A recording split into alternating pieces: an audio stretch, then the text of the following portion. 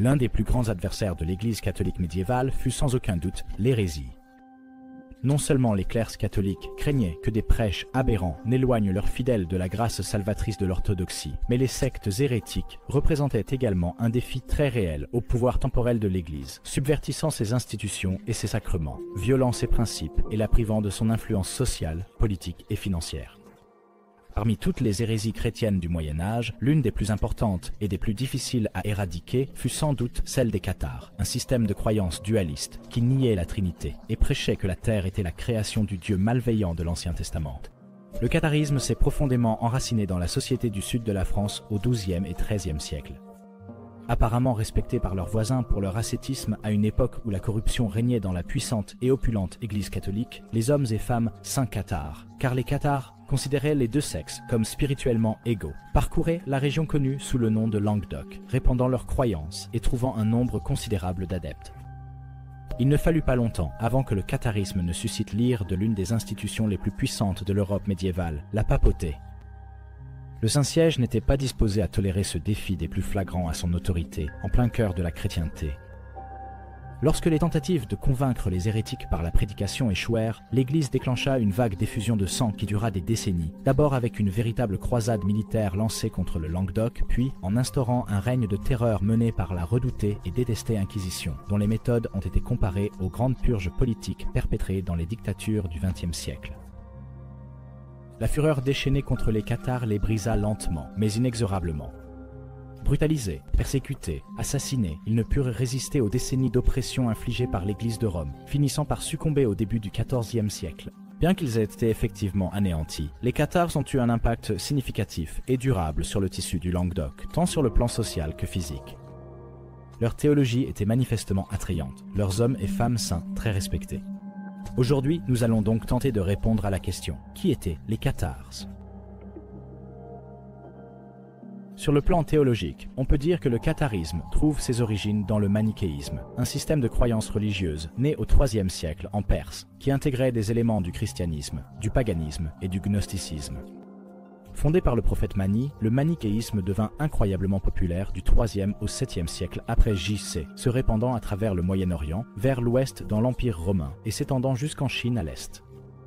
Les disciples de Mani croyaient qu'il était le dernier prophète après Zoroastre, Bouddha et Jésus-Christ, intégrant des éléments de chacun de ces systèmes de croyance. Fait célèbre, saint Augustin d'Hippone, le grand érudit et théologien chrétien des débuts, fut lui-même manichéen pendant des décennies avant de renoncer à cette foi pour revenir à l'Église chrétienne. En termes simples, le manichéisme est une religion dualiste, fondée sur une opposition binaire entre la lumière, caractérisée comme tout ce qui est spirituel et entièrement bon, et les ténèbres, représentées par le monde physique, qui, par sa nature même, est mauvais et corrompu. C'est cet élément dualiste du manichéisme, lui-même un aspect crucial du gnosticisme, qui a constitué la base de la croyance cathare. Malgré les répressions romaines contre le manichéisme, commencées sous le règne de l'empereur Dioclétien, la religion s'est rapidement répandue. Même lorsque le manichéisme fut effectivement éradiqué des territoires romains, la vision du monde dualiste a perduré. D'abord, dans les croyances des Pauliciens, un groupe chrétien hérétique apparut au 7e siècle en Arménie, puis plus tard dans les Balkans, avec les soi-disant Bogomiles. Fondés par le prêtre bulgare Bogomil au milieu du Xe siècle, les Bogomiles ont combiné la croyance dualiste mentionnée précédemment avec d'autres éléments radicaux. Ils ne construisaient pas d'église, considérant à la place le corps comme sacré, et pratiquaient de nombreux actes de purification rituelle en conséquence. Malgré cette insistance sur l'importance de l'esprit individuel, les Bogomiles considéraient toujours toute action qui renforçait la participation d'une personne au monde temporel comme indésirable.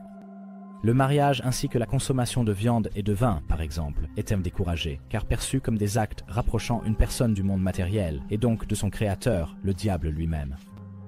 Le bogomilisme s'est rapidement répandu à travers l'Empire byzantin au XIe et XIIe siècle. La secte partageait en effet certaines similitudes avec le christianisme. L'Église médiévale considérait d'ailleurs les chrétiens comme des étrangers dans le monde matériel, des pèlerins en voyage loin du royaume de Dieu, auquel ils retourneraient après la mort.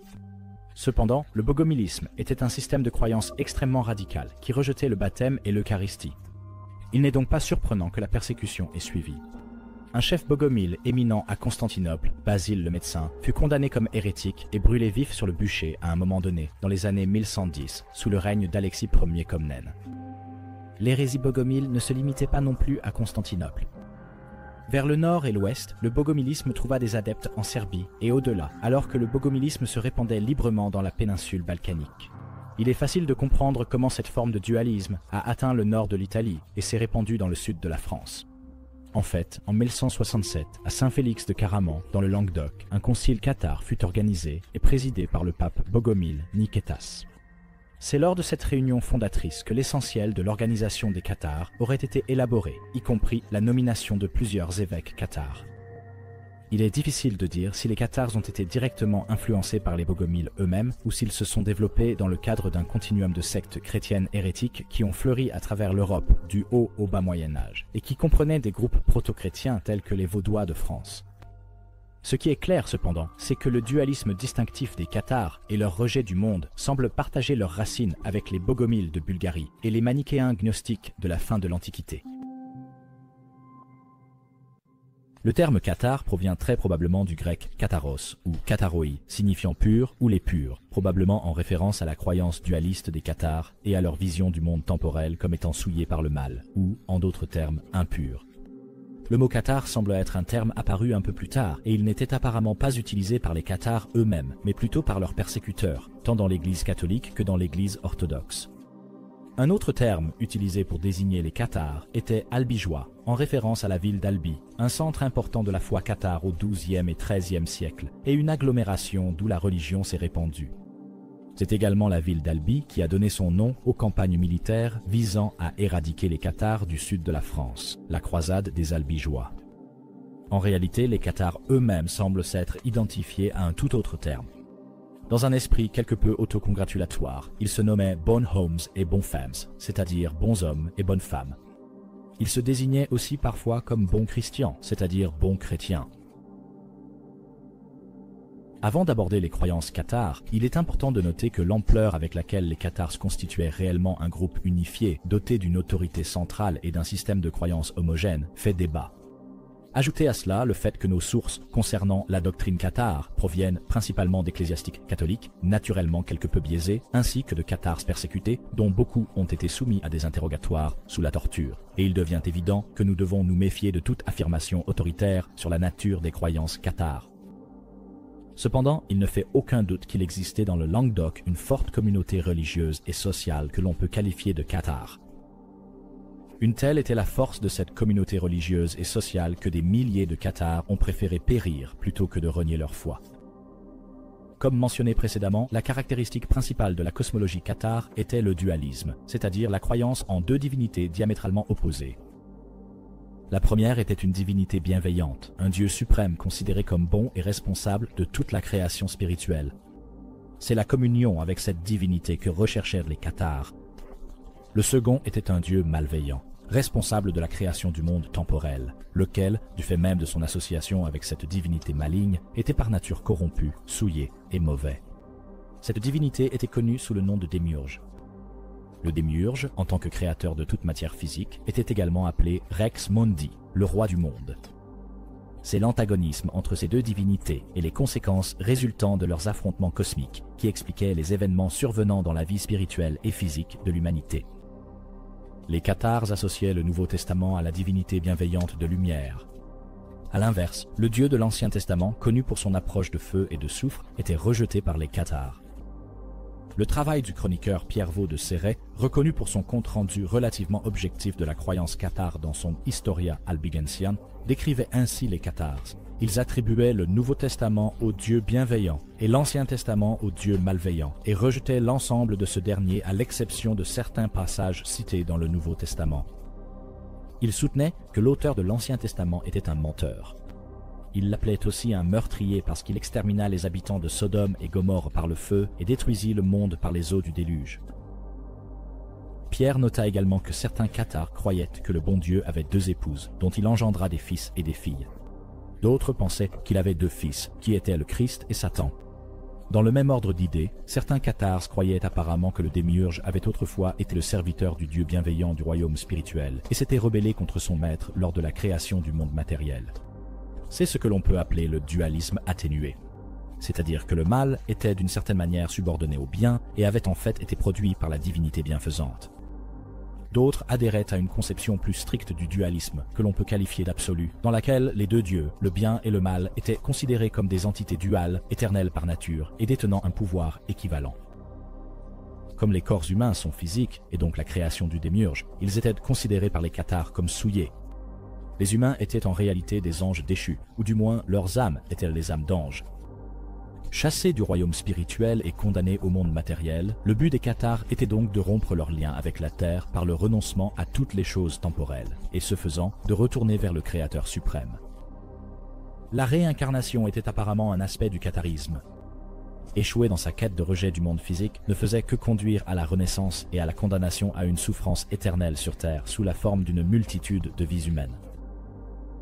Comme les catholiques médiévaux, les cathares vénéraient Jésus-Christ. Cependant, contrairement aux catholiques, ils rejetaient le concept de son incarnation physique ainsi que sa résurrection.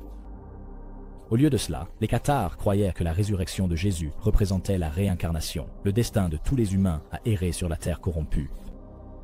De plus, ils niaient totalement l'incarnation physique de Jésus sur terre, croyant que Jésus était en réalité la forme humaine d'un ange dont le corps était illusoire. Les cathares rejetaient également de manière notable l'idée de la Trinité, selon laquelle l'unique Dieu existe en trois personnes divines coéternelles et consubstantielles, Dieu, le Christ et le Saint-Esprit, communément appelés la divinité. Pour les cathares, il n'existait qu'un seul aspect de la divinité du bien, le Dieu suprême lui-même. Quant au Christ, tout comme il y avait deux dieux opposés, il y avait aussi deux Christs qui existaient séparément dans les sphères spirituelles et physiques. Selon Pierre de Vaux de Céret, les cathares croyaient en réalité que le Christ, né à Bethléem et crucifié à Jérusalem, était mauvais, un être qui participait au monde physique et avait pris Marie-Madeleine pour concubine. Le bon Christ, lui, n'a jamais existé dans le monde. Il n'existait que dans le royaume spirituel parallèle du Dieu bienveillant.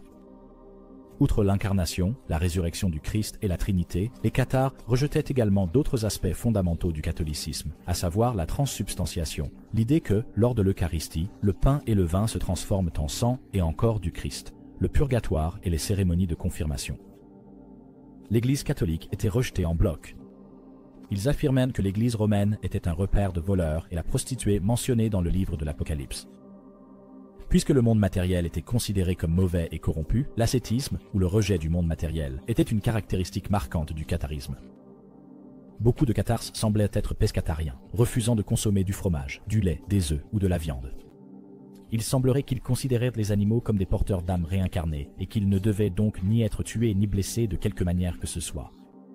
Les poissons, cependant, étaient exemptés de cette règle. Ce rejet extrême du monde comportait évidemment un écueil en ce qui concerne les enfants et la famille. Pierre de Vaux de Céret mentionne des cathares qui croyaient que le fait d'engendrer des enfants empêchait d'atteindre le salut, et pour qui l'éducation des enfants devait donc être mal vue.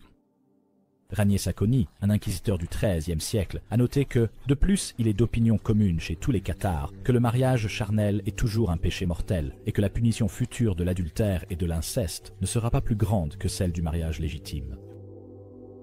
Cependant, de nombreux cathares avaient manifestement des familles. Comme mentionné précédemment, dans une version de la cosmologie cathare, la divinité suprême du bien possédait deux épouses et engendrait des enfants. De toute évidence, les cathares qui adhéraient à cet enseignement avaient des enfants et croyaient que cela ne les empêcherait pas d'entrer dans le royaume des cieux. Bien qu'ils aient rejeté l'Église catholique en la considérant comme une organisation corrompue, entachée par les maux du monde temporel, les cathares semblent avoir eu une forme d'organisation ecclésiastique propre, bien que très souple. Le concile cathare tenu en 1167 à Saint-Félix de Caraman, auquel assista notamment le pape Bogomil, aurait apparemment divisé les congrégations cathares d'une manière similaire à celle des diocèses catholiques existants dans le Languedoc, à savoir les évêchés de Toulouse, Carcassonne et Agen qui s'ajoutaient à l'évêché déjà existant d'Albi. Des chartes furent également rédigées pour la création de ces églises. Les évêques cathares étaient assistés par deux officiers, le filius major et le filius minor, ainsi que par plusieurs diacres qui aidèrent les évêques dans leur rôle pastoral. Cependant, en dehors de la fonction d'évêque, il n'existait pas de sacerdoce chargé de servir d'intermédiaire entre le peuple et Dieu. À la place, il existait une autre forme de division binaire parmi les fidèles cathares, les perfecti et les crédentes. Les perfecti, ou parfaits, se désignaient eux-mêmes comme. Les femmes n'étaient pas non plus exclues de la possibilité de devenir parfaites, mais elles n'étaient en aucun cas des clercs. En réalité, il s'agissait d'hommes et de femmes saints, d'une piété exceptionnelle, une piété qu'ils exprimaient généralement par un ascétisme extrême. Les perfecti suivaient un régime strictement pescétarien, s'abstenaient de tout contact sexuel et pratiquaient le renoncement matériel, menant des vies de pauvreté extrême.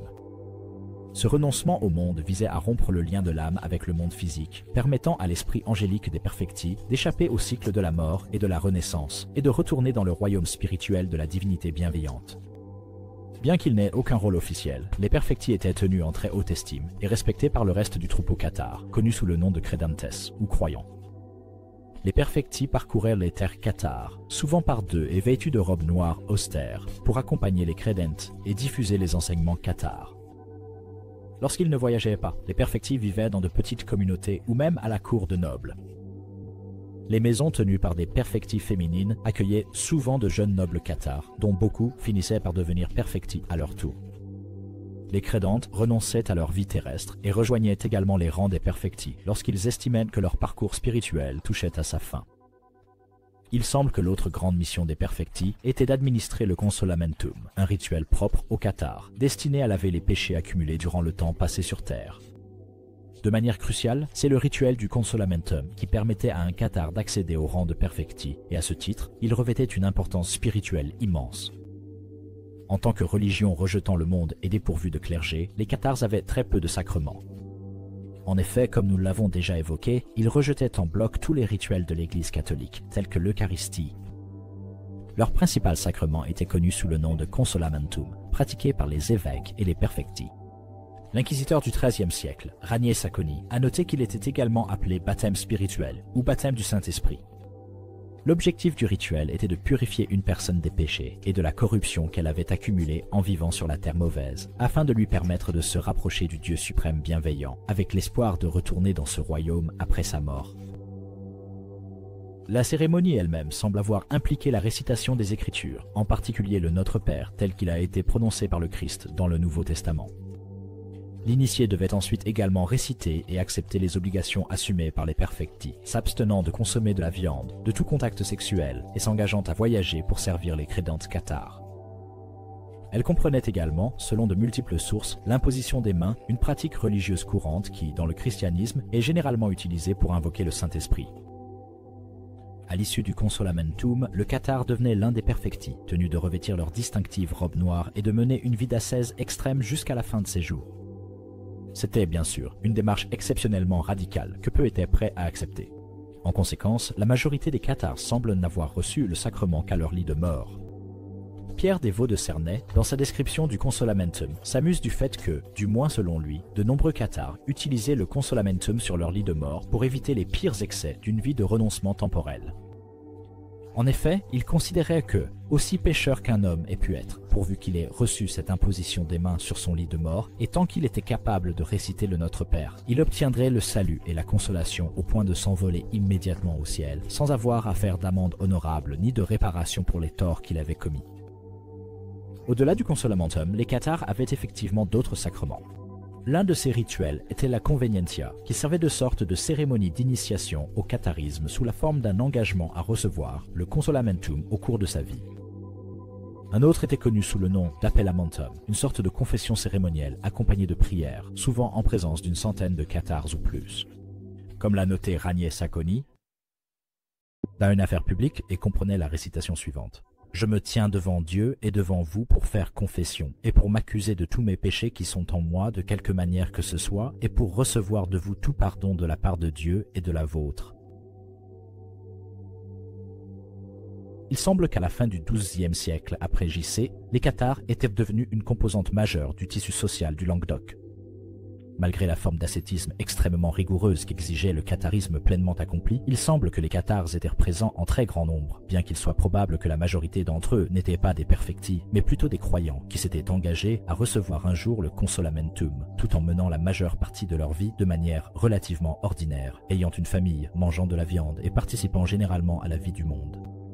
Il a même été suggéré qu'un bon nombre de ceux que l'on pourrait considérer comme des cathares n'étaient même pas des croyants ayant fait le vœu de recevoir le consolamentum et, par conséquent, n'étaient officiellement pas membres de la secte.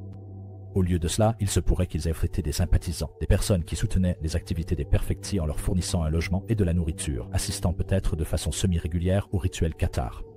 L'extrême pauvreté des perfectis était remarquable, un acte spirituellement prestigieux qui suscitait le respect de la population, qu'elle soit cathare ou non. En effet, Sumption note qu'au siège de Montségur en 1244, où l'un des derniers bastions de la résistance cathare fut écrasé, les soldats défendant le château n'étaient pour la plupart pas officiellement cathares jusqu'à ce qu'une cérémonie de messe de commodité ait lieu.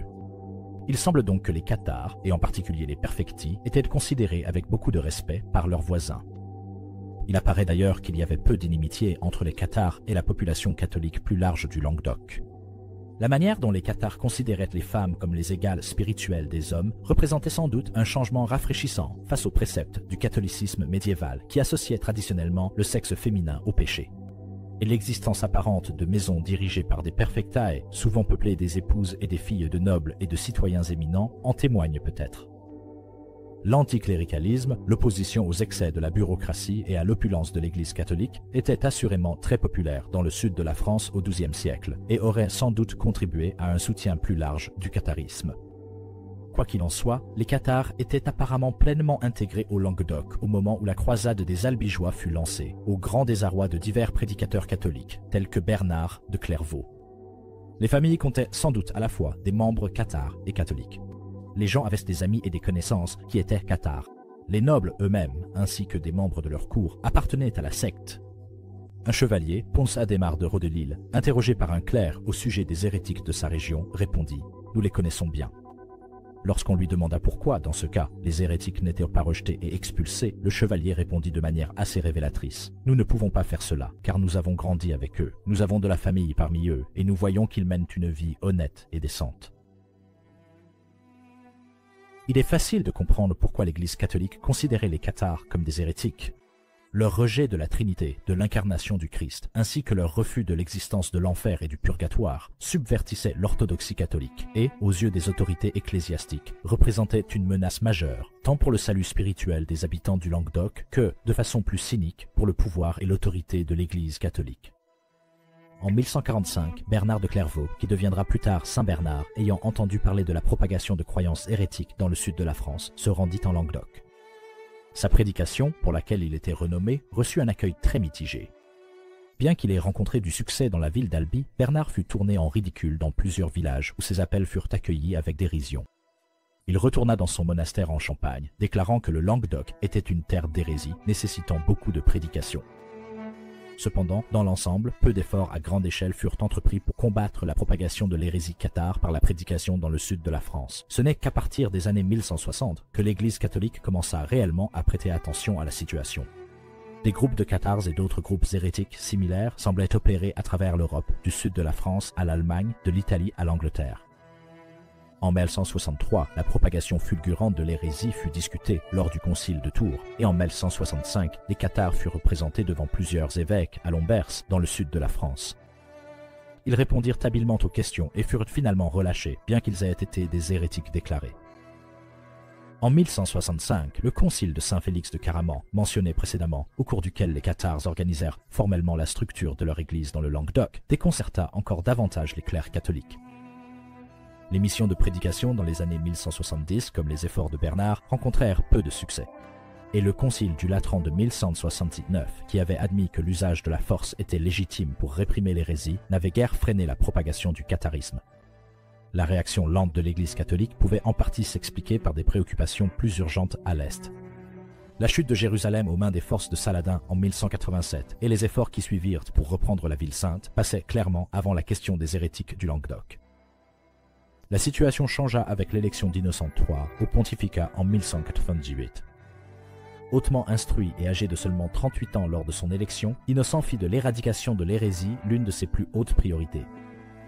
Le nouveau pape considérait le clergé catholique du Languedoc comme complice de l'essor des cathares par leur incompétence et leur inaction, les qualifiant de aveugles, de chiens muets qui ne savent plus aboyer, d'hommes prêts à tout pour de l'argent, zélés dans l'avarice, amateurs de présents, chercheurs de récompenses. L'approche d'Innocent reposait sur 3 axes. Il mènerait l'assaut contre l'hérésie par une prédication intensive dans les régions où elle prospérait. Il exercerait des pressions sur les seigneurs et nobles locaux pour qu'ils soutiennent sa cause. Et enfin, il s'attaquerait directement aux hérétiques eux-mêmes. Dans un premier temps, Innocent confia à l'ordre cistercien la mission de prêcher à travers le Languedoc, tentant de convaincre la population par la parole. Dans un second temps, il aborda les grands seigneurs du Languedoc en alternant menaces et promesses. Au plus puissant d'entre eux, le comte Raymond de Toulouse, il proposa la réintégration dans l'Église. Raymond avait été excommunié en 1195, tout en envoyant simultanément des lettres menaçantes et parfois injurieuses, exhortant le comte à extirper les hérétiques. Dans le troisième cas, Innocent chercha à réprimer les cathares par la force. Il publia une bulle papale, une sorte de décret légal, assimilant l'hérésie aux crimes romains de trahison et soumettant les hérétiques à la confiscation de leurs biens. Pour mettre en œuvre cette stratégie, 3 légats pontificaux furent envoyés. Arnold Amaury, abbé de Cîteaux, Pierre de Castelnau et un certain frère Raoul, tous deux du monastère de Pontferrude. Ce trio se lança dans une campagne franchement désastreuse en 1203. Les 3 hommes tentèrent une stratégie de prédication légèrement différente de celle de leurs prédécesseurs, invitant les cathares à des débats théologiques publics. Un débat à Carcassonne entre 13 catholiques et 13 cathares, observé par une grande foule, se termina sans conclusion. Les débats suivants suivirent une trajectoire similaire, malgré le succès limité des légats qui adoptèrent le genre d'ascétisme visible pratiqué par les perfecti. La pression exercée sur les nobles du Languedoc ne donna pas non plus de résultat. Le problème était essentiellement résumé par la citation du chevalier Ponce Adhémar, vue précédemment, lorsqu'on lui demanda pourquoi il ne chassait pas les hérétiques. Les cathares étaient, à ce moment-là, véritablement intégrés à la société du Languedoc. Ajoutez à cela le fait que tout le monde, même le clergé catholique local, considérait les légats comme des étrangers indésirables, et il est facile de comprendre pourquoi la mission des 3 cisterciens a échoué. La goutte d'eau qui fit déborder le vase fut une confrontation malheureuse entre Pierre de Castelnau et le comte Raymond de Toulouse à la cour du comte en 1208, au cours de laquelle le noble fut excommunié sur le champ pour son refus de persécuter les hérétiques. Pour son action, Pierre fut assassiné sur le chemin du retour vers Rome par des assaillants inconnus.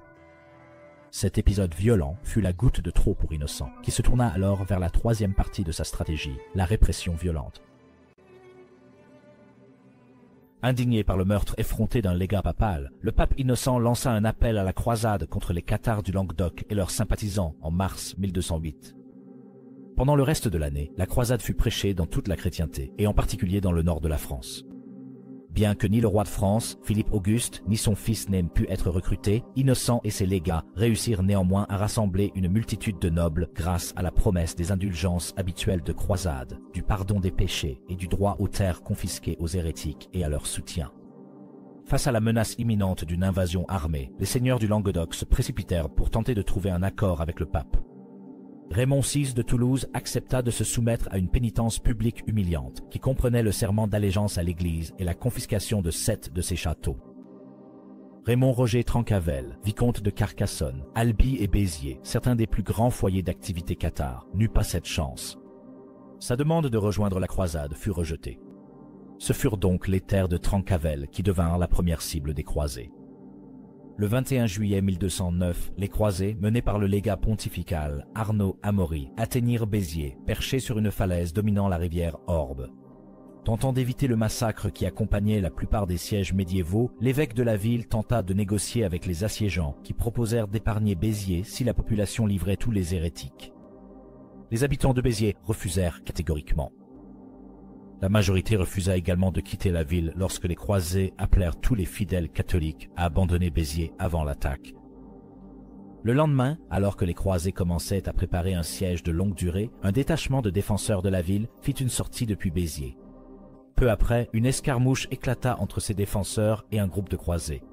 Ce qui s'est passé ensuite reste flou. Cependant, ce que nous savons, c'est qu'un certain nombre de croisés prirent le contrôle de l'une des portes de la ville. Soudainement, face à une occasion inespérée, toute l'armée croisée fut lâchée et se rua dans les rues de Béziers. La ville fut soumise à un sac brutal. Les croisés pénétrèrent dans les maisons, pillant et tuant à leur guise, tandis que les habitants de Béziers se réfugiaient dans les églises de la ville, au milieu de la sonnerie affolée des cloches. Entassés dans la cathédrale de Béziers, l'église Saint-Jude et l'église Sainte-Marie-Madeleine, la population de la ville posait un dilemme aux croisés. Parmi eux, qui étaient catholiques et qui étaient hérétiques. S'adressant à Arnaud Amaury, les soldats demandèrent ce qu'ils devaient faire. La réponse de l'abbé fut glaçante. « Tuez-les tous, car le Seigneur reconnaîtra les siens. » Amaury lui-même estima que 20 000 personnes furent passées au fil de l'épée, bien que des estimations plus prudentes situent ce nombre autour de 7 000. Dans les propres mots d'Amaury, Nos hommes n'ont épargné personne, quel que soit le rang, le sexe ou l'âge, et ont passé au fil de l'épée près de 20 000 personnes. Après ce grand massacre, toute la ville a été pillée et incendiée, tandis que la vengeance divine s'abattait sur elle avec une fureur miraculeuse. La brutalité exercée à Béziers fut telle que même des partisans déclarés de la croisade, comme Pierre de Lavaux-Cernay, ressentirent le besoin de la justifier en rejetant la faute sur le contingent de mercenaires de l'armée croisée. La nouvelle du massacre de Béziers se répandit comme une traînée de poudre. Le premier acte cruel des croisés en Languedoc provoqua une consternation générale, poussant de nombreuses villes et châteaux à se soumettre aux croisés plutôt que de risquer le même sort. Cependant, cela eut également pour conséquence de pousser la population du Languedoc, tant cathare que catholique, à mépriser les forces croisées. Narbonne tomba sans combat et les troupes d'Amaury atteignirent Carcassonne, toujours tenues par Raymond Roger Trencavel, le 1er août 1209. Privée d'eau, la garnison ne résista pas longtemps. Raymond Roger négocia un accord qui permit à toute la population de la ville, catholique comme cathare, de partir indemne, bien que sans leurs biens, le 15 août. Un noble relativement mineur du nom de Simon de Montfort fut choisi pour remplacer le Trencavel, dépossédé en tant que seigneur de Carcassonne. De Montfort allait par la suite s'imposer parmi les chefs croisés, perpétrant certaines des atrocités les plus odieuses du conflit. Après leur succès initial, les croisés albigeois furent confrontés à une opposition plus déterminée de la part des seigneurs du Languedoc, une opposition qui allait se poursuivre tout au long de la croisade albigeoise jusqu'à sa conclusion avec le traité de Paris en 1229. La fortune des seigneurs du Sud, comme celle des croisés, connut des hauts et des bas, alors que villes et châteaux étaient pris par les croisés, repris, puis à nouveau conquis. La brutalité qui avait commencé avec les événements horribles de Béziers se poursuivit tout au long du conflit. À la fin du siège de Minerve, en juillet 1210, le premier bûcher de masse de Cathars fut organisé. 140 perfecti furent brûlés dans la vallée en contrebas de la ville. Ce ne serait pas la dernière fois qu'un tel châtiment serait infligé. Une vidéo entière pourrait être consacrée à couvrir les manœuvres militaires de la croisade albigeoise. Peut-être aborderai-je ce sujet dans une future vidéo. De 1210 à 1213, de Montfort mena une campagne de terreur dans le Languedoc, pillant châteaux et villes, brûlant des centaines de cathars perfecti, et surtout amassant un immense pouvoir politique pour lui-même.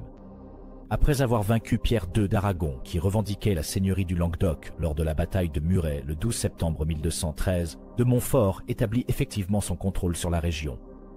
Son règne, unanimement impopulaire, prit fin en juin 1218 lorsque sa tête fut sans ménagement pulvérisée par un boulet lancé par une catapulte depuis les remparts de Toulouse, qui l'assiégeaient. La croisade s'est prolongée jusqu'en 1229 et ne prit fin que grâce à l'intervention de la couronne française. Louis VIII et son fils, Louis IX, ou plutôt sa mère régente, Blanche de Castille, mirent effectivement un terme au conflit en appliquant une politique de la terre brûlée d'une grande brutalité, ce qui assura la reddition finale des seigneurs du Languedoc. Malgré les bûchers et la brutalité de la croisade, le catharisme est apparemment resté fort dans tout le sud de la France, car de nombreux parfaits se sont retirés dans des lieux plus isolés, tels que les forteresses perchées de Montségur et de Quéribus. Innocent III n'a pas pu assister à la fin de la violence qu'il avait déclenchée, car il est mort en 1216. Le pape Grégoire IX, comprenant qu'une approche plus ciblée qu'une invasion militaire totale serait nécessaire pour déraciner les cathars, mit en place une institution qui allait bientôt inspirer la terreur dans tout le Languedoc et au-delà, l'Inquisition. Des inquisiteurs furent nommés à Albi, Toulouse et Carcassonne, chargés de traquer et d'éliminer les hérétiques. À leur arrivée dans une ville ou un village, les inquisiteurs prononçaient un sermon et exigeaient de leur auditoire une profession de foi ainsi qu'un serment contre l'hérésie. La population était encouragée à dénoncer les concitoyens qu'elle soupçonnait d'hérésie. Être un parfait était bien sûr considéré comme une hérésie, tout comme le fait d'héberger ou d'aider un parfait, d'assister à un consolamentum ou de ne pas dénoncer un hérétique. Même les morts n'étaient pas épargnés par les accusations. Une fois découverts, les cathars étaient soumis à des interrogatoires intensifs, les inquisiteurs cherchant à obtenir le plus de noms possible d'autres suspects. Les inquisiteurs avaient le pouvoir de fouiller les propriétés à leur guise, et les personnes sur leur lit de mort étaient surveillées avec une suspicion accrue, de peur qu'elles ne reçoivent le consolamentum. Les cathars qui confessaient volontairement et promettaient de renoncer à leurs croyances étaient réinstallés dans des régions sans hérétiques connus et contraints de porter des vêtements ornés de 2 croix jaunes. Ceux qui n'étaient pas aussi prompts à avouer, ainsi que les impénitents, subissèrent le sort atroce d'être brûlés vifs sur le bûcher. L'action de l'Inquisition en Languedoc a instauré une atmosphère de peur paranoïaque. Les inquisiteurs zélés étaient tout aussi susceptibles de persécuter des catholiques faussement accusés que des cathares, et, sans surprise, ils étaient profondément détestés par la population. Les représailles étaient fréquentes. À Toulouse, une foule lança des pierres sur les inquisiteurs, et à Cordes, 2 assistants d'inquisiteurs furent jetés dans un puits où ils trouvèrent la mort. Constamment traqués durant la décennie qui suivit l'établissement de l'Inquisition en Languedoc, les cathares commencèrent à diminuer lentement en nombre sous le poids de la persécution. En mai 1243, une armée se rassembla pour assiéger la forteresse de Montségur, largement reconnue comme un foyer d'hérésie et le refuge d'un grand nombre de perfectis. L'évêque cathare de Toulouse y avait même établi sa cour pendant la croisade des Albigeois. Malgré la présence d'une garnison de seulement 98 chevaliers, l'assaut contre un château fortifié sur une colline aussi imprenable s'avérait extrêmement difficile. L'ancienne stratégie consistant à épuiser les défenseurs fut employée et en mars 1244, la garnison se rendit. Les habitants furent autorisés à partir libres après un interrogatoire approfondi mené par les inquisiteurs. Les 200 perfectis présents à Montségur refusèrent de renier leur foi et furent donc condamnés aux flammes par lesquelles les inquisiteurs avaient si cruellement purgé le Languedoc de ses cathares. 21 des habitants du château choisirent de recevoir le consolamentum et furent eux aussi brûlés. Le lieu de cette exécution, connu sous le nom de Champ des Brûlés, est aujourd'hui marqué par un mémorial. L'Inquisition, après Montségur, fut menée avec une sévérité encore plus extrême. Sean Martin a comparé les procès, les trahisons et les enquêtes insidieuses aux purges de la Russie stalinienne. Avec la chute de Montségur en 1244 et celle du dernier bastion perché de Quéribus en 1255, les cathares perdirent leurs ultimes refuges. Privé de sécurité, le catharisme subsista encore quelques décennies sous une forme clandestine, principalement grâce aux profondes racines qu'il avait implantées en Languedoc. Une brève résurgence menée par le parfait cathare Pierre Authier prit fin lorsque ce dernier fut exécuté en avril 1310 et le dernier parfait cathare connu du Languedoc, Guillaume Bellibaste, fut exécuté à l'automne 1321 dans la petite ville de Villerouge-Termenès. À la fin de l'année 1330, il semble que la persécution quasi constante de l'Inquisition ait effectivement mis fin au catharisme dans le Languedoc. Tous les croyants restants avaient été contraints d'abjurer. Les perfectis avaient été éliminés. Le nombre de procédures judiciaires contre les cathares dans les années 1330 chuta de façon spectaculaire.